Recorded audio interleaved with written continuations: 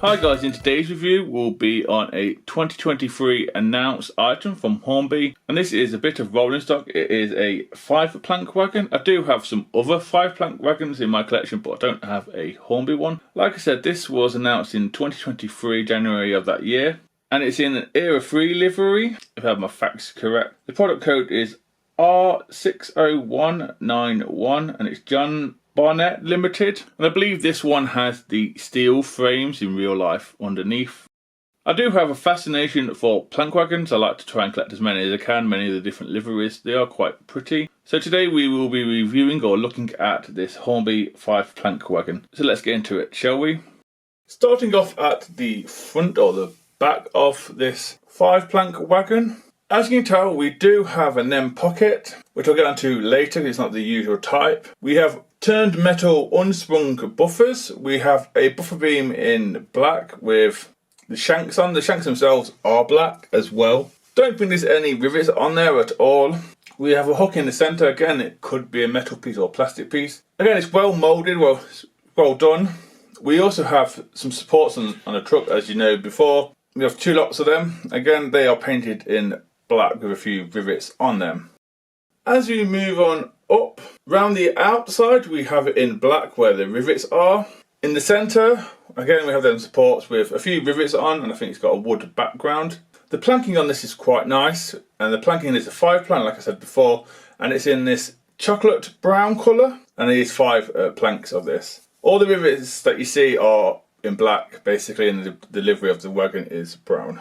As we now move on to the side of this wagon, both sides of the wagon are exactly the same. Like I said before, down the side, or anything that's in black, basically that is where the riveting is. All the tamper printing is crispy with the name of the company, which is John Barnett Limited. I think it's Worcester and Bromyard. We do have a door that opens, and the door is slanted a little bit. We also have the number of the wagon, which is 45. We also have where it came from and stuff like that. We also have, which I think is a builder's plaque, just by the number. Could be wrong, I'm unsure what these plaques are, but the plaque looks exactly the same to the one that's on the sole bar, or the chassis. And it is a flat 5-plank, like I said before. As we move on down to the sole bar, the sole bar itself is a steel one, which makes it Era 3, if I have my facts correct. The ones before would have been a wooden one, which would make it Era 2 build. This is an Era 3 build, or the Big 4. Just below the door we have, I think it's 3 or 2 plaques there. And again, they look the same as the one that's near the number on the body of the wagon.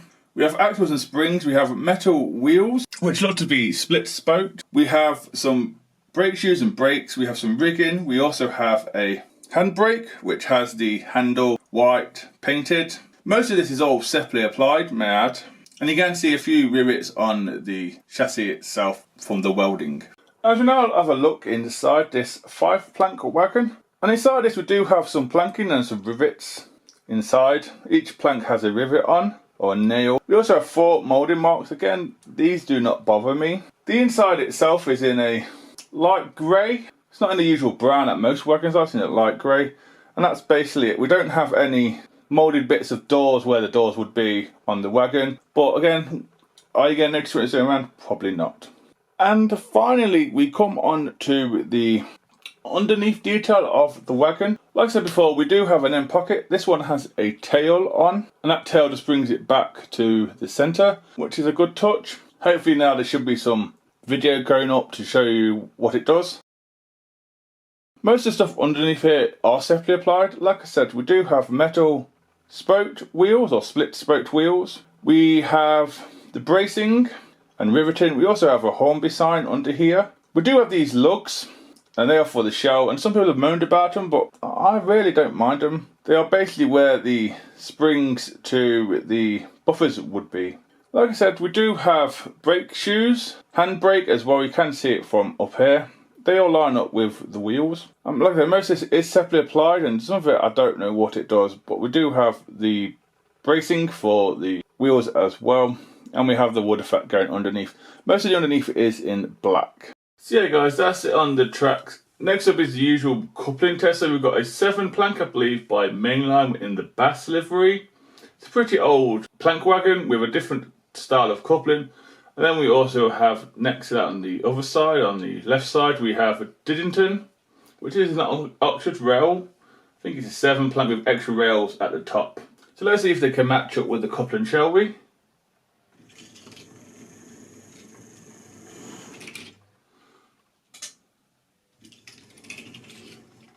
Yeah, no issues there.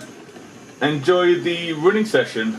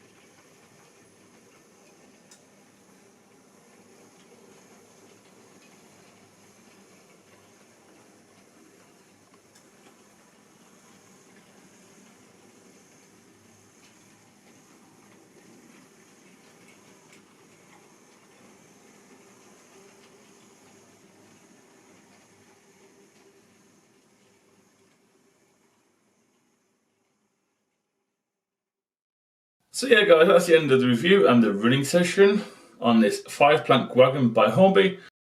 I'll tell you what was pulling the 5-plank wagon, which was the Hornby 38XX Great Western. I thought I'd go for a freight loco and just have tons of plank wagons. So we've got some from Dapple, Triang, Oxford Rail, Hornby and Bachmann and Rapido. These are some others dotted around as well. Before I get on with my opinion, I'll tell you the price I paid, and I got mine from KERNOW's bargain page in the winter of 2024, and I paid £10 for mine. That doesn't include the postage, but I did buy some other plank wagons with it. If you were to get this one direct from Hornby, you are talking around £23, which again isn't a bad price for a highly detailed plank wagon, but it's not the same price as a Oxford Rail one. I would just pointing that out. The model shops, again, depending on the model shop, depending on the prices you will pay for it. So doing my research is anywhere between £10 and £21, depending on the shop, like I said. So we come to my opinion on the 5-plank wagon. As you can tell, it does match up coupling wise to other couplings. So like I said, we have the Oxford Rail NEM pocket one, small tension, and then we have a mainline medium one. And this year the mainline ones are quite old. No issues whatsoever. It does the job. I even tried it with the goalpost ones. It will match up to them as well. This is a highly detailed plank wagon, which you expect this day and age. The delivery is crisp. It is correct. Nothing fell off it. It doesn't need sprung buffers. It just needs normal metal ones. Unsprung will be great. Even plastic ones are great, just not sprung, in my opinion. It does look great in a rake of other plank wagons. Probably with a little bit more weathering, it will look even better, but I don't really go for weathering on my plank wagons. The wheels are free rolling. The couplings do their job.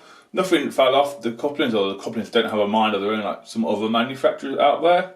Everywhere you look on the wagon, there's little bits of details that I probably have missed. I think I missed the rivets on top of the plank wagon. And like I said before, this is in a era-free livery, but it also has an era-free chassis, which means it was a steel chassis, if my information is correct. And Hornby have got that correct as well. We have the handbrake painted. We have metal wheels. Like I said, I can't say enough good things about these plank wagons from any manufacturer. The price is, like I said, £23. Does seem a little low compared to some others out there, which are £32, £35 for a plank wagon. Even the old tooled mainline ones are touching silly money on the second-hand market. I do have a Oxford Rail 5-plank, and I think I also have a Dapple one and a Rapido one too. And they all complement each other wonderful. Like I said, the only thing I'm unsure about is what diagram Hornby designed this off. It's the only issue, but personally to me, if it's off a diagram, it doesn't really bother me, but somebody out there might say, I want this diagram for this region. I don't know, but to me, it looks good. You can't go wrong with a plank wagon, in my opinion. That was my review or look at a Hornby 5-plank wagon. Hope you find this review useful. Hopefully I'll see you in the next one. So please take care and goodbye.